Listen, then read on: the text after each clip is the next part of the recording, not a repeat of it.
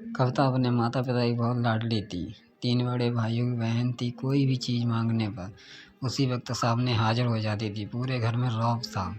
उसका पूरे परिवार और नौकरों पर राजकुमारी की तरह हुक्म चलाती थी कविता। वह जानती थी कि वह लोग उसका अच्छा ही सोचेंगे।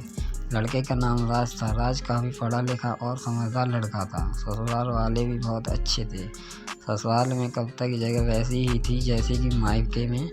कोई भी कार्य कविता की सलाह के बिना नहीं होता था। सबकी लाडली बहू बन गई थी वह। फिर उसके घर एक बेटे का जन्म हुआ। राहुल कविता को जान से प्यारा था।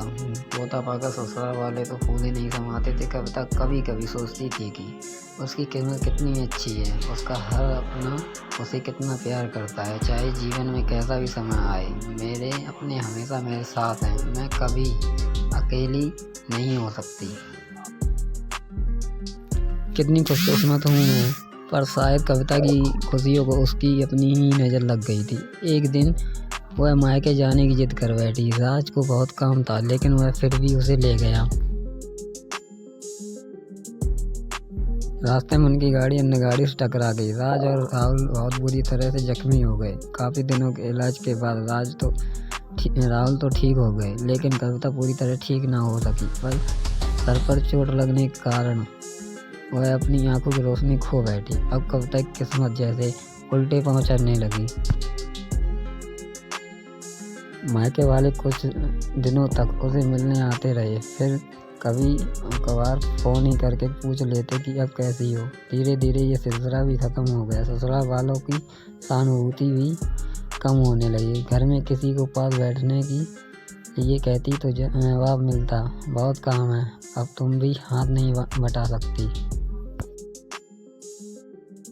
राज भी चिड़चिड़ा हो गया था। बस राहुल ही था उसके साथ जिसके साथ हंसते खेलते उसका वक्त गुजरता। एक दिन कविता के हाथ से कुछ सामान गिर गया जिसकी वजह से राहुल को हल्की सी चोट लग गई। कविता के सास ससुर ने राहुल को उससे अलग कर दिया कि कहीं उसके ना देखने की वजह से बच्चे का कोई नुकसान ना हो जाए। कविता अंदर से टूट चुकी थी। एक दिन उसने सबके सामने मायके जाने की इच्छा रखी तो राज उसे तुरंत मायके छोड़ा आया जैसे कि वह कभी भी यही चाहता था। लेकिन राहुल को उसके साथ नहीं भेजा गया। कविता कभी राहुल से दूर नहीं रही थी पर अपनी कमी के कारण उसने ज़्यादा बहस नहीं की। उसने अपने मम्मी पापा और भाई भाइयों से दिल खोल कर बातें की। उनके छोटे छोटे बच्चे भी बुआ के साथ मिल रहे थे। रात को सोने के वक्त जब वह कपड़े बदलने लगी तो उसे पता चला कि उसका बैग तो बहुत भरा हुआ था। वह सब समझ गई। वह बहुत उदास हो गई। कुछ दिन तक तो सब ठीक रहा। फिर जैसे सब बदलने लगा, सबका व्यवहार बदल रहा था। वह लोग जैसे थक चुके थे उससे। सब लोग घुमा फिरा कर पूछने लगी कि राज कब आ रहा है उसे ले जाने।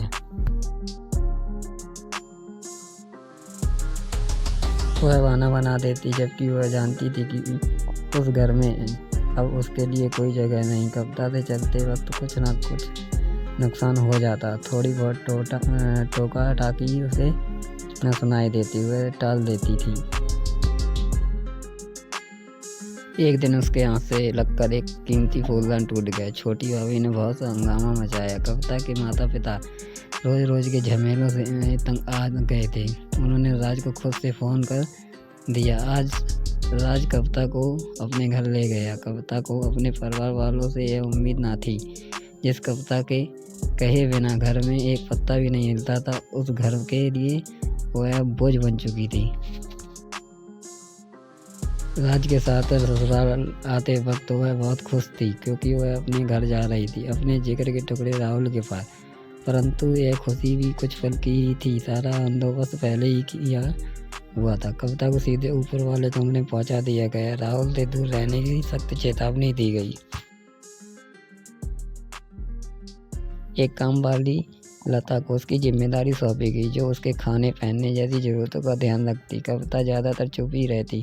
कभी कभी काम वाली लता से थोड़ा बतिया लेती।